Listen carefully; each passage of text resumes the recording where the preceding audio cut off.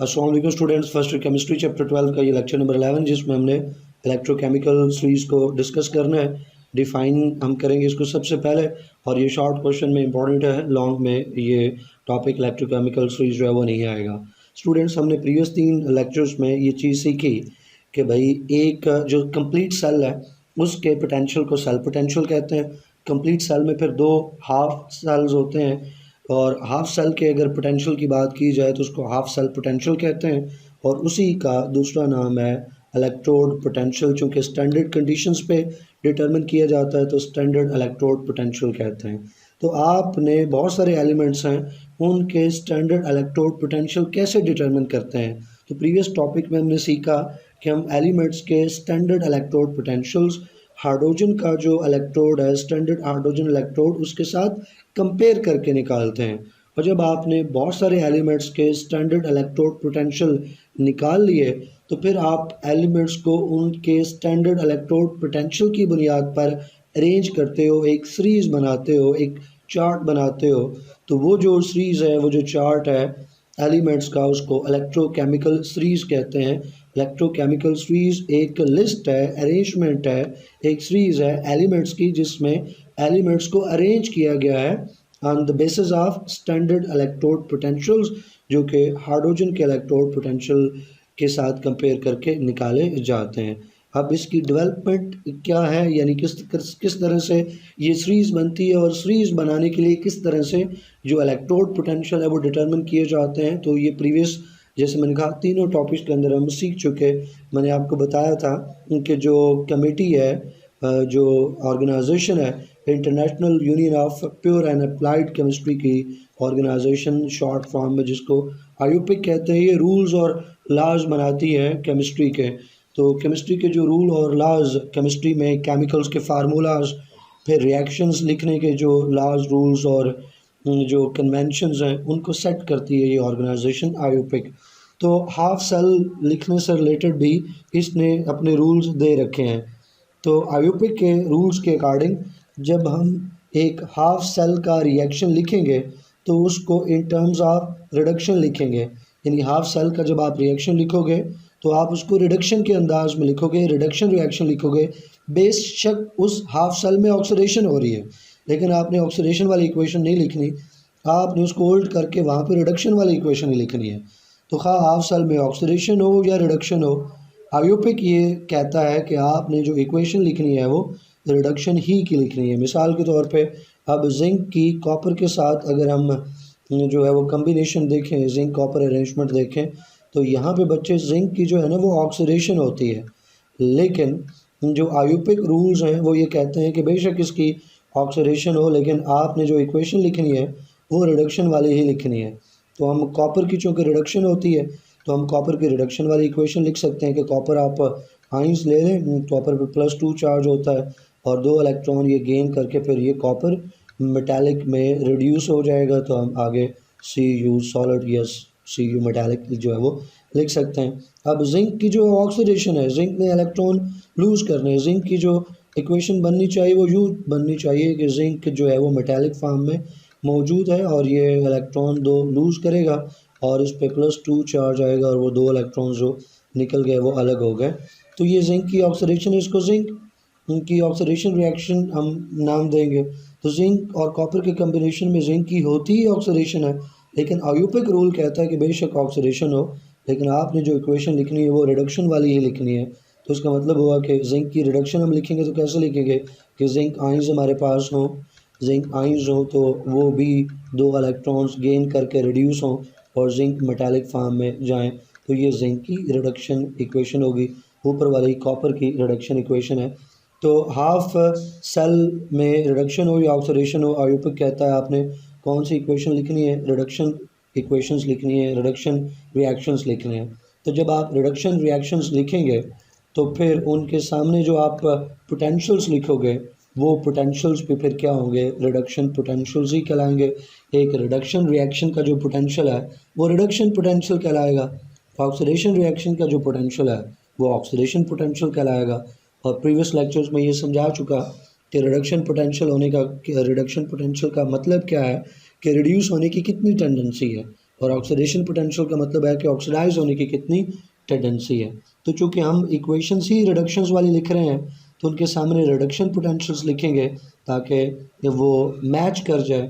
एक तरफ हम रिडक्शन का बता रहे हैं, आगे सामने जब वैल्यू लिखेंगे तो पता चल जाएगा उस रिएक्शन के होने के, यानी उस रिडक्शन के होने के कितने चांसेस हैं। यानी कॉपर के आगे हम इसकी वैल्यू अगर लिखते हैं रिडक्शन पोटेंशियल की तो पता चल जाएगा कॉपर की रिडक्शन होने के चांसेस या टेंडेंसी कितनी है। जिंक के आगे इसका रिडक्शन पोटेंशियल लिखेंगे तो पता चल जाएगा कि ये जो रिएक्शन है रिडक्शन रिएक्शन इसके होने के कितने चांसेस हैं, कितनी टेंडेंसी है। फिर आगे वाली बात भी हम जानते हैं, तो जो रिडक्शन पोटेंशियल हैं एलिमेंट्स के वो हम कैसे निकालते हैं, हम स्टैंडर्ड हाइड्रोजन इलेक्ट्रोड के साथ कंपेयर करके डिटरमिन करते होते हैं।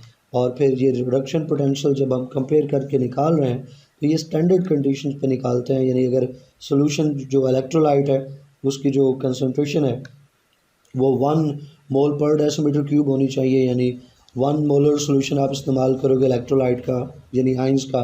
टेम्परेचर जो है वो 25 डिग्री सेल्सियस या 298 केल्विन होगा। अगर वहाँ पे एयर मौजूद है, आपने कोई गैस यूज़ की है तो प्रेशर जो है वो 1 atm प्रेशर हो, या पूरा जो आपका सेटअप है जो आपकी अरेंजमेंट है वो 1 atm प्रेशर पे मौजूद होनी चाहिए। ये स्टैंडर्ड कंडीशंस हैं। इन पे जो रिडक्शन पोटेंशियल्स हम डिटरमिन करेंगे वो स्टैंडर्ड रिडक्शन पोटेंशियल जो है हम डिटरमिन करेंगे। तो जहाँ आप रिडक्शन पोटेंशियल डिटरमिन करके लिखते हो, एक लिस्ट बनाते हो, तो साथ आप ये भी रेफ़र करते हो कि ये रिडक्शन पोटेंशियल्स किन कंडीशंस के ऊपर डिटरमिन किए गए हैं, क्योंकि अगर कंडीशंस बदल जाएंगी तो रिडक्शन पोटेंशियल्स की वैल्यूज़ जो हैं वो भी चेंज हो जाएंगी। तो ज़रूरी है कि जब रिडक्शन पोटेंशियल आप लिख रहे हो या डिटरमिन कर रहे हो तो साथ मेंशन करें कि किन कंडीशंस के ऊपर आप इन्हें डिटरमिन कर रहे हो। और अगर आप स्टैंडर्ड का वर्ड यूज़ करते हैं कि स्टैंडर्ड रिडक्शन पोटेंशियल्स हैं तो ऑटोमेटिकली फिर पता चल जाता है कि ये स्टैंडर्ड कंडीशंस के ऊपर डिटरमिन किए गए हैं। फिर कंडीशंस लिखने की ज़रूरत नहीं है क्योंकि आपने स्टैंडर्ड का वर्ड जो है वो यूज़ कर लिया है। ऊपर जैसे बात हुई कि अयूपिक रूल्स हमें बताते हैं कि हमने जो रिडक्शन इक्वेशंस लिखनी है और रिडक्शन पोटेंशियल्स लिखने हैं, लेकिन अगर ऑक्सीडेशन इक्वेशंस लिखनी हो और ऑक्सीडेशन पोटेंशियल्स मालूम करने हो तो ये भी कोई मुश्किल काम नहीं है। रिडक्शन इक्वेशन को उल्टा कर दो तो ऑक्सीडेशन इक्वेशन बन जाएगी। इसी तरह से रिडक्शन पोटेंशियल को उल्टा कर दो तो ऑक्सीडेशन पोटेंशियल जो है वो बन जाएगा। तो आप अगर आपको रिडक्शन पोटेंशियल दिए गए उसको इन्वर्स कर दो तो ऑक्सीडेशन पोटेंशियल है। मिसाल के तौर पे अगर हम बात करें कॉपर की, तो कॉपर का जो रिडक्शन पोटेंशियल है बच्चे वो है 0.34 वोल्ट्स। 0.34 वोल्ट्स ये कॉपर का रिडक्शन पोटेंशियल है। अगर हम कॉपर का ऑक्सीडेशन पोटेंशियल जो है वो निकालना चाहें तो वो कैसे निकालेंगे, सिर्फ इसी को इन्वर्स कर दें, साइन चेंज कर दें और आप लिख दें इसको -0.34 वोल्ट्स, तो ये फिर कॉपर का ऑक्सीडेशन पोटेंशियल बन जाएगा। तो इस तरह से उसी को इन्वर्स कर दो तो रिडक्शन को इन्वर्स करो तो ऑक्सीडेशन पोटेंशियल आ जाएगा। एप्लीकेशंस क्या हैं, किसकी एप्लीकेशन की बात हो रही है, जिस टॉपिक को पढ़ रहे हैं यानी इलेक्ट्रोकेमिकल सीरीज़। इलेक्ट्रोकेमिकल सीरीज़ की एप्लीकेशंस हैं, अगर आपने बना ली है तो उससे क्या फ़ायदे आप ले सकते हैं, कहाँ इस्तेमाल कर सकते हैं। एक तो ये है कि बहुत सारे सब्सटेंसेस ऑक्सीडाइजिंग एजेंट्स के तौर पे एक्ट करते हैं, तो आप उनकी ऑक्सीडाइजिंग स्ट्रेंथ जो है वो मालूम कर सकते हैं उनके जो रिडक्शन पोटेंशियल्स हैं वहाँ से, ये लिस्ट में उनकी पोजीशन से आप पता कर सकते हो कि वो स्ट्रॉन्ग ऑक्सीडाइजिंग एजेंट है या वीक ऑक्सीडाइजिंग एजेंट है। इसी तरह से बहुत सारे रिड्यूसिंग एजेंट्स हैं, तो उनकी जो रिड्यूसिंग स्ट्रेंथ है, रिड्यूसिंग पावर है, वो भी लिस्ट में उनकी पोजीशन से या उनकी वैल्यू से आप डिटरमिन कर सकते हो।